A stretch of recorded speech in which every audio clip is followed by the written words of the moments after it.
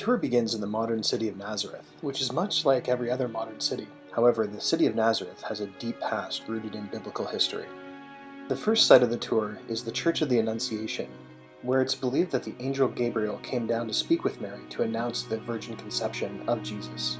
The current church structure on the site is only the most recent incarnation, as churches dating back all the way to the 4th century have been built here historically and are down below the foundation, all of which are dedicated to the Virgin Mary and the Annunciation of Jesus' birth. As you enter the structure, even the door itself is covered with carvings depicting scenes from Jesus' life. Upon entering, you find yourself in the Grotto of the Annunciation, which is the lower level of the church, and at the bottom there's one key altar, where in Latin it reads, "Here the Word was made flesh," memorializing the Annunciation itself. This site within Nazareth was also believed to be the childhood home of Jesus and of Mary, making it a highly spiritual place for the people of the Christian faith.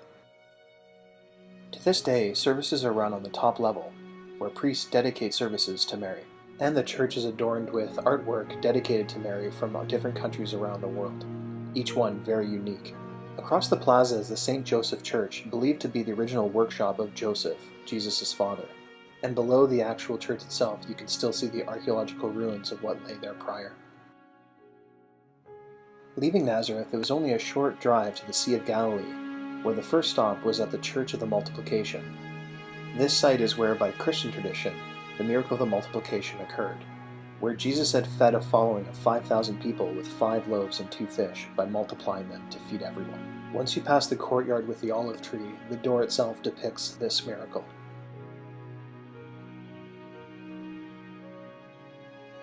Inside the church, it is like many others. However, at the main altar, there's a beautiful mosaic floor depicting a symbolic representation of the multiplication miracle.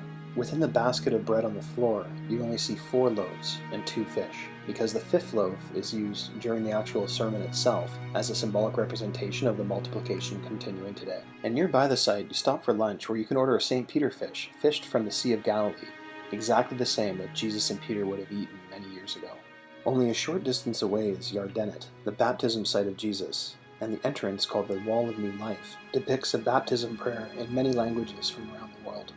Once through the gates, however, you find yourself in a lush river valley, where the River Jordan flows from the Sea of Galilee down to the Dead Sea, over 400 meters below sea level.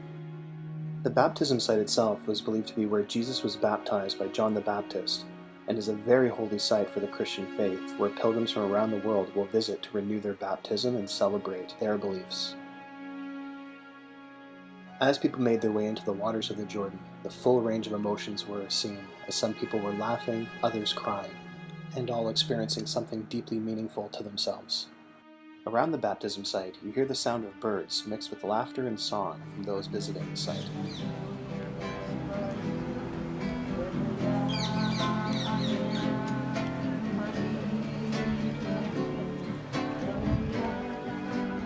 Besides the people visiting the site, there's also a number of koipus, or nutrias, that live in the area.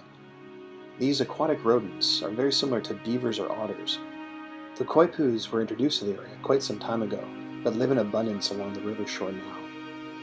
The waters themselves also have a number of catfish, swimming from the Sea of Galilee downriver to look for nutrient-filled water and sources of food. The koipu and the catfish, however, are both very friendly and will come to you if you bring a little food.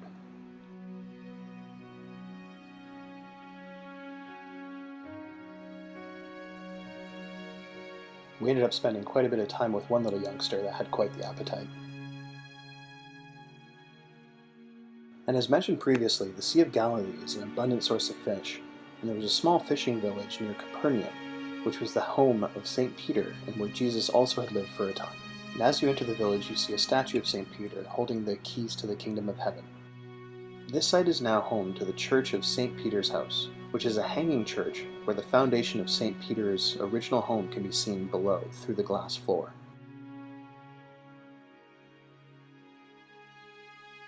And although you can see the actual house, you can go outside of the church and look below and see the old house of St. Peter where Jesus had lived up close and firsthand. Next to the church itself is a set of old ruins, some of which from a Roman village, and others are that of an old synagogue, one of the oldest in the world, dating back to prior to the 1st century. It is also believed that at this site Jesus had preached early in his life. The age of the structure itself is widely apparent as you see ruins scattered about, and as the tour concludes, you realize that within a single day you've traveled across an area with a deep past, and through this journey, mystical places mentioned in the Bible became very real, very tangible, and something that you've now experienced firsthand. On the shoreline, after sunset, watching the sea